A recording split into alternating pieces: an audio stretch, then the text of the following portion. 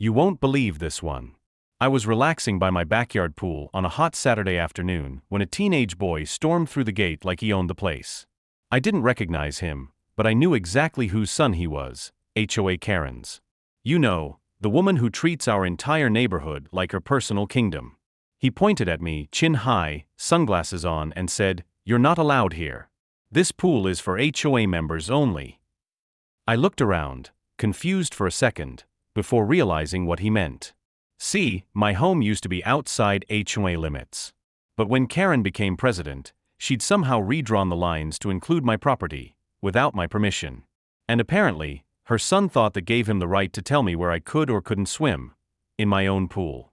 I leaned back in my chair and said calmly, "Kid, this pool's on private property." But he just smirked. "Mom says if you don't follow HOA rules, we'll fine you. I can call her right now."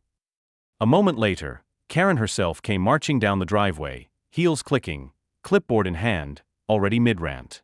"Excuse me," she shouted. "This pool is under HOA supervision. You're in violation of community use policies." I stood up slowly, letting the silence hang for a moment. "Karen," I said, "this is my land. I built this house. That fence line." I pointed. "That's the legal border. You and your son just trespassed." She rolled her eyes. "Don't threaten me with your fake property claims. We own the common areas now. You'll hear from our lawyer." That's when I knew she'd gone too far.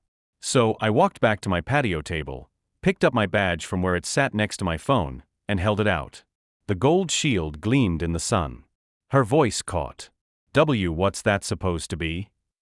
"Karen," I said, keeping my tone even, "I'm the sheriff for this county. You just trespassed onto a law enforcement officer's private property, made false claims, and tried to enforce rules you don't have authority over." Her son's jaw dropped. You're the sheriff?" I nodded. "And you just broke several laws." Karen's confidence melted instantly. She stammered, This is all a misunderstanding." But it was too late. My deputy had already arrived. I'd called him when I saw them coming through the security feed. He stepped out of the cruiser, hands on his belt. My deputy arrived just in time. "Everything all right here, Sheriff?" he asked as I pointed to Karen and her son, caught trespassing and handing out fake HOA fines. By the next day, everyone knew the truth. The sheriff lived here. Karen quit, and now the pool's legend lives on. Don't mess with him, that's the sheriff's pool.